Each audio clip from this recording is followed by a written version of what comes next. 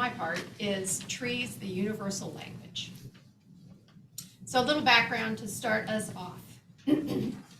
I love dogs, trees, and cars.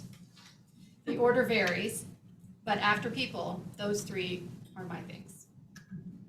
Beginning at sundown tonight, one of those things is being celebrated, the holiday of BiShavat, or the New Year of the Trees.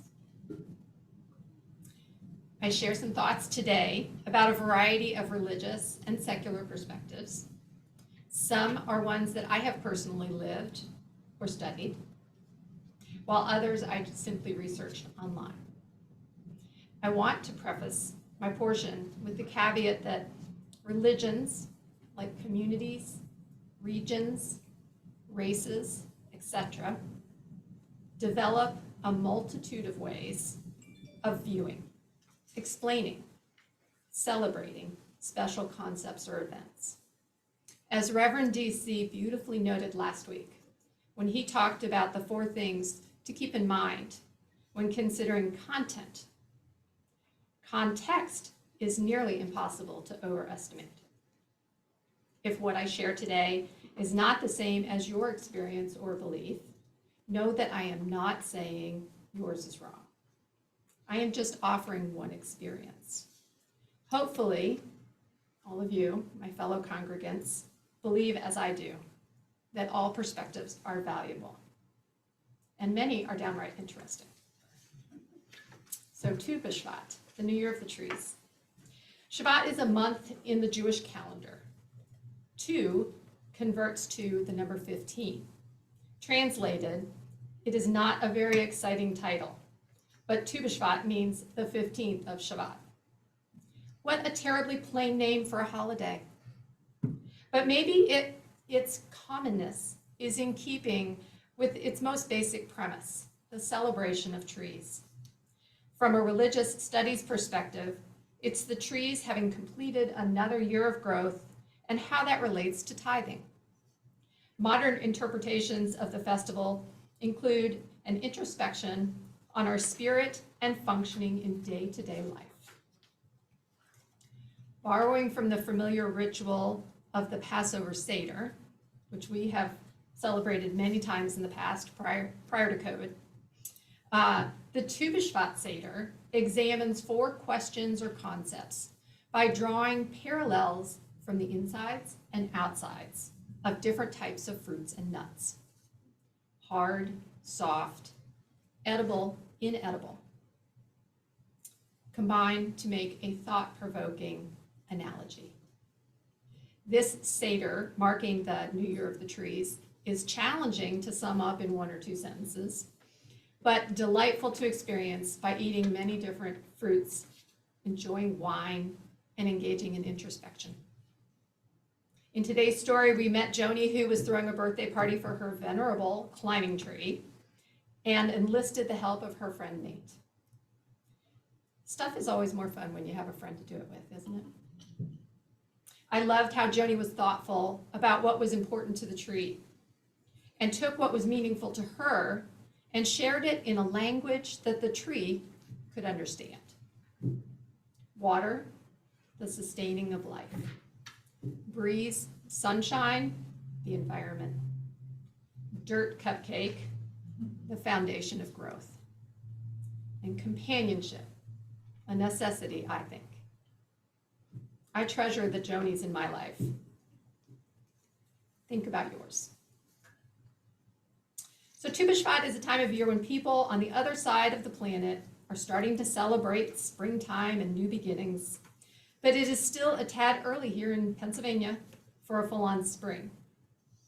So one could ask, is Diana's penchant for the deciduous and coniferous beauties and beasts reflected in other cultures or communities? Who else practices a celebration of trees, the end of slumber, and the beginning of regrowth? One resource I found both useful and very interesting was ecomatcher.com, a company that, quote, provides innovative and economical ways to become sustainable, end quote. They are an organization with worldwide impact, and they describe themselves as planting trees and complete forests in conjunction with foundations they vet, offering digital integration of tree planting in your business, and helping you calculate your carbon footprint to determine the precise number of trees needed.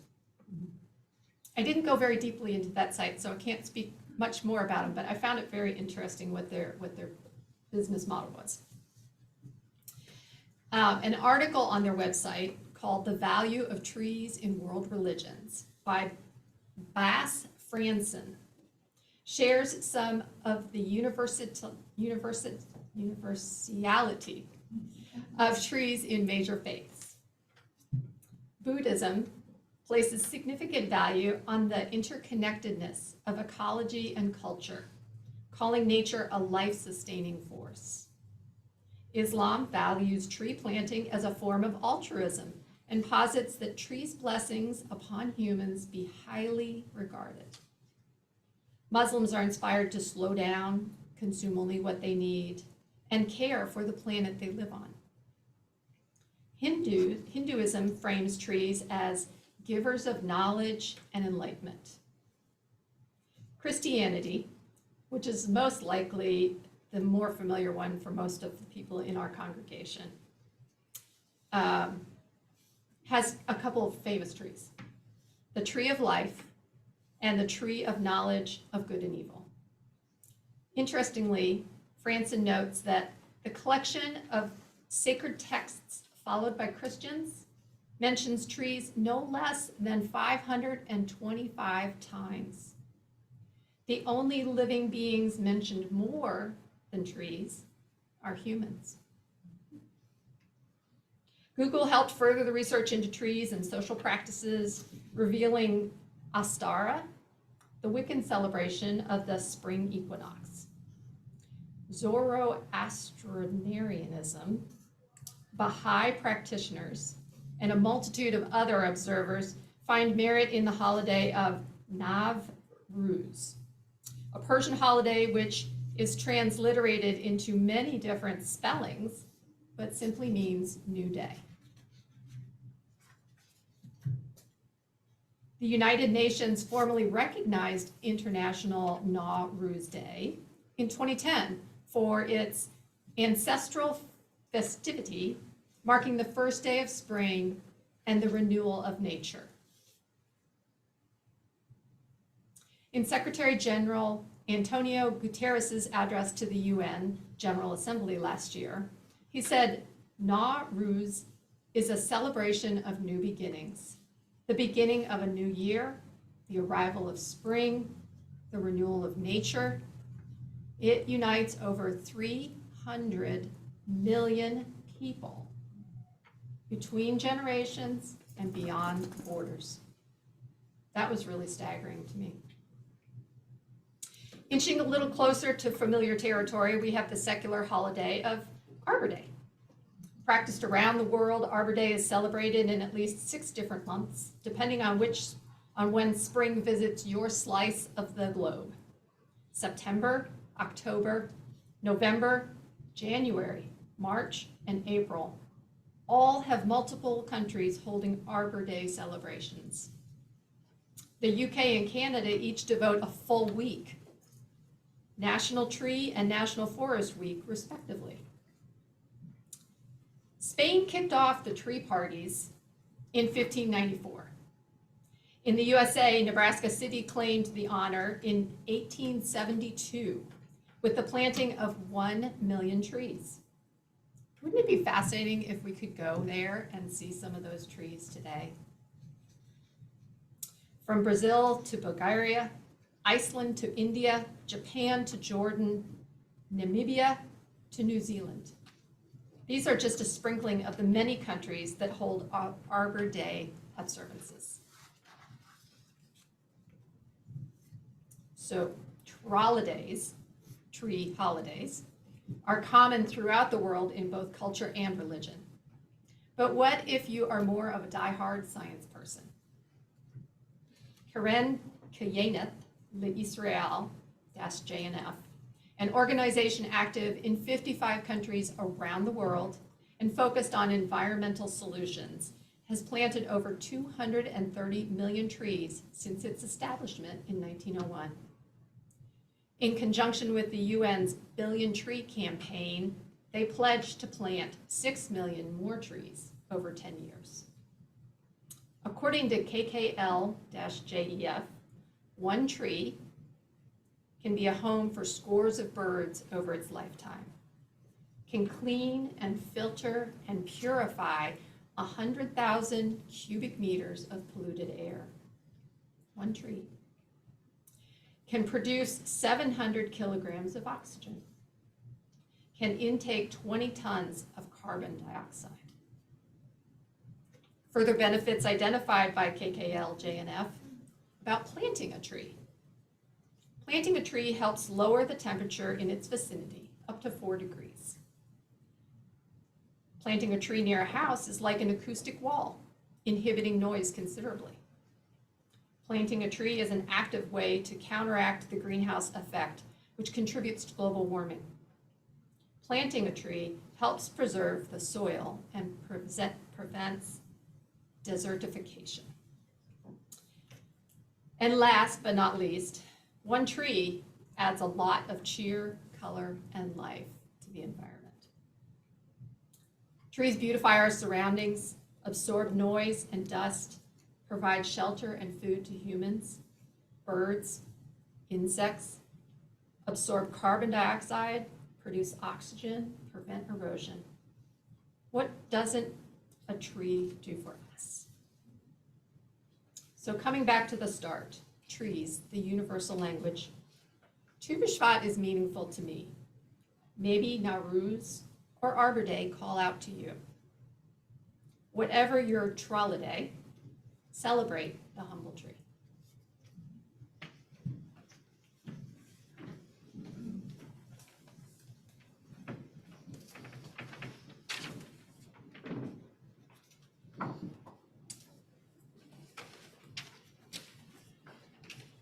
And if you would turn in your hymnals to hymn number 134.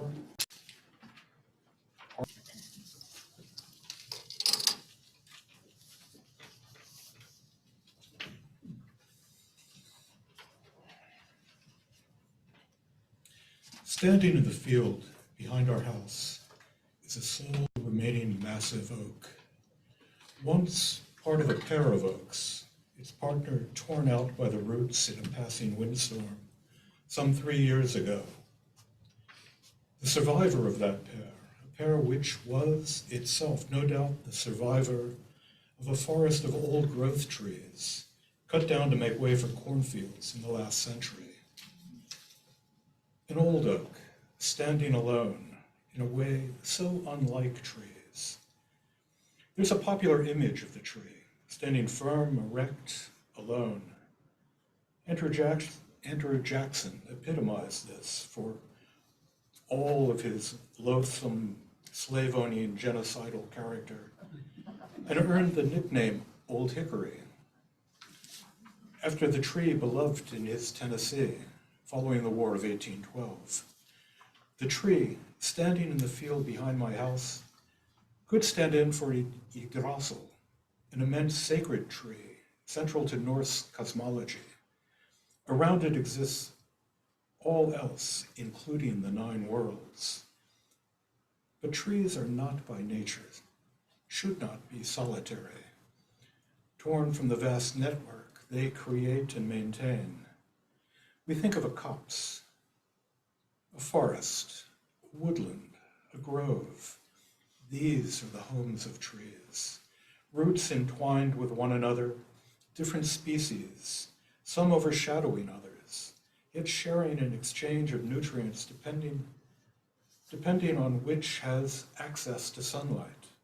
Shorter conifers having access to sunlight in the winter months, taller deciduous trees when their leaves come out in the spring, gathering in the sun, each helping the other, each exchanging nutrients as needed, and all joined at the roots by a vast network of fungi, conduits of those nutrients, and perhaps more intriguingly, of signals, of warnings. trees that help form the great network of life, forming the framework that supports nematodes, worms, insects, birds, chipmunks, and squirrels, you and me. But if trees communicate with one another, even in some rudimentary sort of way, who speaks for the trees? Who stands up for them as they stand up for us? Theodor Geisel's character, the Lorax, in that self-named book, The Lorax, took it upon himself to speak for the trees, saying, unless someone like you cares a whole awful lot, nothing is going to get better, it's not. But if not the Lorax, then who? And so I would ask, where is William O. Douglas when we and the trees need him? And how many of us remember him? Anyone here? He was a towering presence when I was in law school at the tail end of the 1970s and early 80s. A Supreme Court justice who would die before I graduated and who asked the question, should a tree have standing to sue? In other words, should a tree have the ability to challenge a potential or actual harm in a court of law? In a bold dissent written in the early 1970s, Justice Douglas proclaimed what would have been an extraordinary principle of law, that inanimate objects ought to have standing to sue. He wrote, in the case Sierra Club versus Morton, that inanimate objects are sometimes parties in litigation. A ship has a legal personality. The ordinary corporation is a person for the purposes of the adjudicatory process. And hasn't that come back to haunt us? He went on. So it should be as respects valleys, alpine meadows, rivers, lakes, and estuaries. The river, for example, is the living symbol of all the life it sustains and nourishes. Fish, aquatic insects, water ouzels, otter, deer, elk, bear, and all other animals, including man, who are dependent upon it for its sight, sound, or its life. The river is plaintive, speaks for an ecological unit that is part of it. And we might all ask with Douglas, why not a tree? But here's where I would differ from Douglas. Trees are most certainly not inanimate. And if we're to give credence to Lynn Margolis and others, the vast earth itself, Gaia, is a living, breathing thing. And is that not sentient? I recall Pope Francis recently getting bollocksed up when he responded from his heart to a young boy who asked if his pet dog would go to heaven when he died. Of course, responded the Pope, leading to more orthodox theologians having to pick up the pieces of that particular piece of dogma that only humans have souls. But it's a simple point. We can look in one another's eyes and know that we, you and I, are conscious, sentient, and ensouled, if you must use that language. And I can look into the eyes of my cat, my son's dog, that crow sitting on my back fence, and know that there is a spark of consciousness. But surely, sentience may exist in all manner of forms, on all manner of different time scales, supported by all manner of different substrates.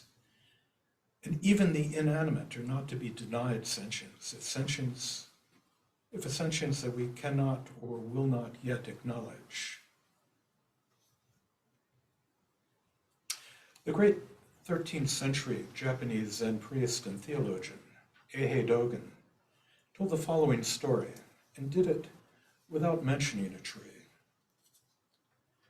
Once a monastic asked the Tang Dynasty Chinese national teacher, Nan Yang, "Do the insentient understand the expressing of the way?" The national teacher said, "They express the way continually, energetically, ceaselessly." The dualities that seem so central to modern life and death, animate and inanimate, sentient and insentient, don't have the centrality of place in my tradition of Zen Buddhism. The distinctions are there. The distinctions are not there. You and I are separate and distinct. We are also one and the same, indistinguishable. And so listening to the wind rustling through the trees out back, we hear both the trees and the way itself. The Chinese poet Layman Dongpo, lying in a bed on an evening, wrote, "Sound of the streams are nothing but a great tongue. The forms of mountains are none other than the Buddha's body of purity. 84,000 verses since last night. How shall I explain them tomorrow?" So, who does speak for the trees? The Lorax is fictional, just a character in a book, a children's book at that. He speaks to those kids and their parents lucky enough to have copies of the book. The book, of course, printed on the very flesh of those trees that Theodore Geisel sought to protect. William O. Douglas is dead. And though his dissent lives on, still it is just a dissent. And if the current court hears the voices of the insentient, they seem only to manifest in the voices of corporations, a more successful, if fictional, character. And the trees themselves, as articulate as they may be in the world of roots and fungi, are no more understandable to us than are the songs of the hunchback whale, another species that seems to save its poetry for non-human ears. No, if anyone is to speak for the trees and have their voice make a difference, it will have to be us. It will have to be you and me, speaking, shouting, not to the trees. They already know what's up. No, we must speak to each other on behalf of that part of the world, inseparable from us, that speaks in a tongue we have chosen not to hear. Though, of course, we can always say, happy birthday to the trees.